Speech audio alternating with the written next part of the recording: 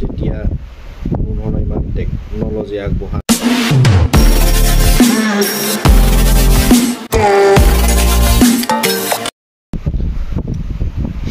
ঠিকে আছে না সব mike testing hello' guys good afternoon আজি পাঁচবেলাৰ সময়ত সময় পাইছোঁ গতিকে গুড আফটাৰনুন বুলি কৈছোঁ আৰু ইভিনিঙে হ'লগৈ আৰু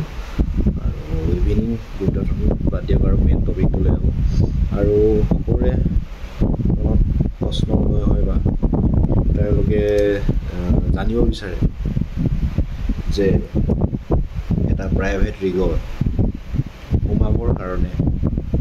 কিমান পঢ়া লাগে তো অলপ ভিডিঅ'টো বেছি দেৰি নকৰি আৰম্ভ কৰি দিওঁ আৰু আপোনালোকক বেছি সময় নলওঁ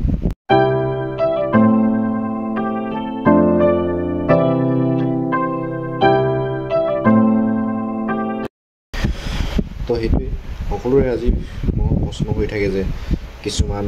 আণ্ডাৰ মেট্ৰিক থাকে কিছুমান মেট্ৰিক পাছ কৰে তেনেকুৱা ধৰণৰ থাকে তো তেনেকুৱা ধৰণৰ ষ্টুডেণ্ট বুলি কৈছোঁ বা কৰ্মচাৰীয়ে বুলি কৈছোঁ কৰ্মচাৰী হোৱাকৈ নাই যেতিয়ালৈকে কাম নকৰে তো ষ্টুডেণ্ট বুলিয়ে কৈছোঁ তো তেওঁলোকে মনত ভাবি থাকে যে মই এতিয়াতো মেট্ৰিক ফেইল কৰিম ৰিগত কাম কৰিবলৈ সুবিধাখিনি পাম নে নাই একদম খোলাখুলিকৈ একদম চিধাচিধিকৈ বুজাবলৈ চেষ্টা কৰিম আগৰ দিনত যেতিয়া কোনো ধৰণৰ ইমান টেকন'লজি আগবঢ়া নাছিল যেতিয়া কৈছোঁ আৰু 20 বছৰ আগৰ কথা কৈছোঁ মই পাছত এই এতিয়াৰ কথাখিনি ক'ম বাৰু পটককৈ আগৰ কথাখিনি কৈছোঁ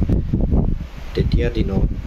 কি হৈছে আগতে পঢ়া শুনা মানুহ অলপ কম আছিল আজিৰ দিনতকৈ পঢ়া শুনা মেট্ৰিক পাছৰ সংখ্যাটো আগতে কম আছিল গতিকে সেই সময়ত আপুনি স্কুল নগ'লেও বা স্কুললৈ 1-2 ক্লাছলৈকে পঢ়িলেও আপোনালোকে কিছুমান কাম কৰিব পাৰে আৰু আগতে আমি ককাসকলৰ মুখত শুনিছিলোঁ যে 6-7লৈকে পঢ়িলেও তেওঁ এজন টিচাৰ বা শিক্ষকতা কৰিব পাৰে কিন্তু আজিৰ দিনত পাৰিব আজিৰ দিনততো আপুনি BEd কৰিলেও বা বহুখিনি পঢ়িলেও আপুনি চাকৰি এটা পাবলৈ কিমান কষ্টকৰ আপোনালোকে যিসকলে এতিয়া চাকৰিৰ কাৰণে এপ্লাই কৰি আছে তেওঁলোকে বুজি পাব আৰু যিসকলে শিক্ষিত লোক তেওঁলোকে বুজি পাব কিমান মানে কঠিন হ'ল আজি গতিকে আগৰ দিনত এটা ৰিগত কাম কৰিবলৈ কোনো পঢ়া লিখা অকল জাষ্ট জোৰ লাগে দম লাগে স্বাস্থ্যটো ভালে থাকিব লাগে তেনেকুৱা হ'লে আপুনি এটা ৰিগত কাম কৰিবলৈ সুবিধাখিনি পায় তো আজিৰ দিনত কি হ'ল আজিৰ দিনত ইমানেই কম্পিটিশ্যনৰ যুগ আজিকালি মেট্ৰিক পাছটো বাদেই দিয়ক আপোনালোকে ইঞ্জিনিয়াৰে ইমান হ'ল ITI ট্ৰেড পাছ কৰা ল'ৰাই ইমান ষ্টুডেণ্ট হ'ল যে এটা পোষ্ট ওলাব আৰু কেণ্ডিডেট হ'ব তাত হাজাৰটা লাখ তো এনেকুৱা ধৰণৰ পৰিস্থিতি আজিকালি আহি পৰিছে সেইকাৰণে আজিকালি আণ্ডাৰ মেট্ৰিক বা মেট্ৰিক পাছ হ'লেও এনেকুৱা ৰিগ এটাত সোমাবলৈ ইমান কষ্টকৰ ইমান কঠিন হৈ পৰিছে আপোনালোকক কি ক'ম মই নিজে পাইছোঁ তো গতিকে আৰু মোৰ কোনো তেনেকুৱা ধৰণৰ টেকনিকেল চাৰ্টিফিকেট নাই কিন্তু মই সোমাইছোঁ মই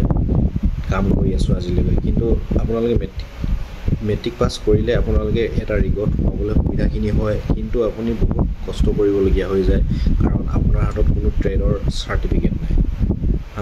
আৰু যিমানেই দিন বাঢ়ি গৈ থাকিব যিমানে আৰু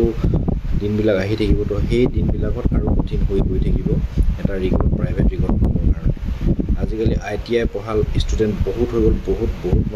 হৈ গ'ল সেইকাৰণে মানে কি হ'ল সাধাৰণ মেট্ৰিক পাছ কৰিলে মানে আপোনালোকক বা আমাক পাত্তাই নিদিয়ে যি এইটো অকল মেট্ৰিকে পাছ কৰিছে আৰু একো ট্ৰেড চাৰ্টিফিকেট নাই আৰু সেইখিনি পোৱাৰ লগে লগে আপোনাৰ ওচৰত ক'বলৈও একো মানে ৰাস্তা নাথাকে তো আপুনি যদি মেট্ৰিক পাছ কৰিছে নহয় তেতিয়াহ'লে এবছৰীয়া কোৰ্চ হওক বা 2 বছৰীয়া কোৰ্চ হওক ITI চাৰ্টিফিকেট মেকানিকেলে হওক বা বেছিকৈ আপোনালোকে মেকানিকেলৰ চাৰ্টিফিকেটখন উলিয়াই লওক তেতিয়া আপোনাৰ সুবিধা হ'ব এটা ৰিগত কাম কৰিব ইলেক্ট্ৰিকেলো কৰিলেও সুবিধা হয় বাৰু আৰু তেনেকুৱা ধৰণৰ মানে আপুনি মিনিমাম মেট্ৰিক পাছ হ'বই লাগিব এটা ৰিগত কাম কৰিবলৈ আগৰ কথা আগতে হৈছিলে তো আজিৰ দিনত আমি মিনিমাম মেট্ৰিক পাছ বা হায়াৰ ছেকেণ্ডেৰী পাছ হ'লেহে সুবিধা হয় আৰু ITI চাৰ্টিফিকেটখন থাকিলে আপোনাৰ খুব সুবিধা হয় গতিকে এইটোৱে আৰু বহুতে সুধি আছিলে বা জানিব বিচাৰিছিলে যে কিমান পঢ়িলে এটা ৰিগত প্ৰাইভেট ৰিগত কাম কৰিব পৰা যায় বা এইটোৱে আৰু বেছি দীঘলীয়া নকৰোঁ যদি ভিডিঅ'বিলাক চাই মোৰ ভাল লাগে চেনেলটো ছাবস্ক্ৰাইব কৰিব লাইক এটা কৰি থৈ যাব আৰু আপুনি চোৱাৰ পাছত ভিডিঅ' শ্বেয়াৰ কৰি দিব যাতে আন এজনে পায় জানিব পাৰে কথাখিনি সেইটোৱে আৰু মোৰ চেনেলটো খোলা মটিভ এইটোৱে আৰু সকলোকে এটা কৰ্ম সংস্থাপন দিয়া সুবিধা কৰি দিয়া লগ পাম আৰু অন্য এটা ভিডিঅ'ত টোপনি লাগি আছে সেইকাৰণে কথাখিনি এনেকুৱা হৈ গৈছে জয়